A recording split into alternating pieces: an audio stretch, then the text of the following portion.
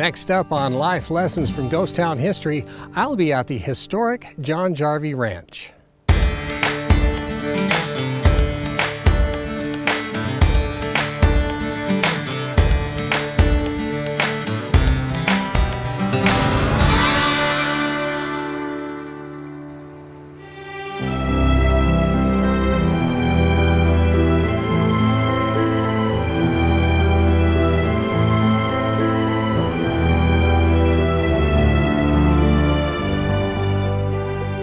As large as a ghost town, this settlement was actually a way station for pioneer travelers going from Vernal to Fort Bridger, Wyoming.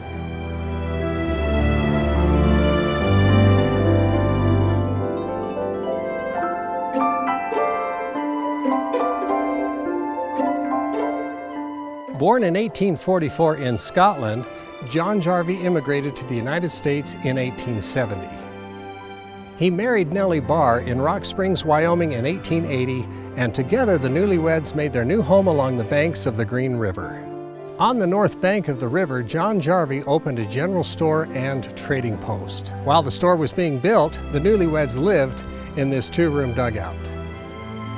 In later years, this dugout served as a hideout for Butch Cassidy and other outlaws. His store was the only one within 70 miles, which meant he had to carry a large inventory to service the needs of pioneer families in the area. He carried Indian flour, new saddles, boots, wagon supplies, and even liquor.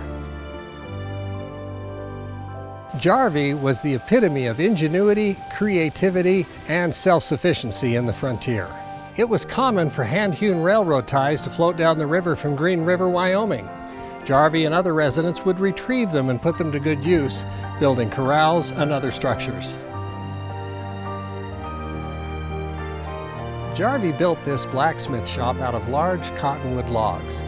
He not only did his own blacksmith work, but he would occasionally do custom work for his neighbors.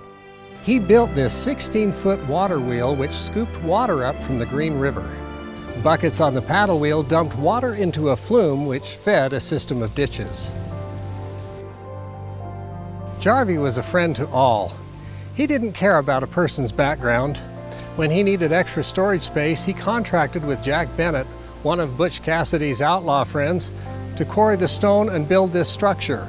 He learned that trade while he was serving in the Wyoming State Penitentiary.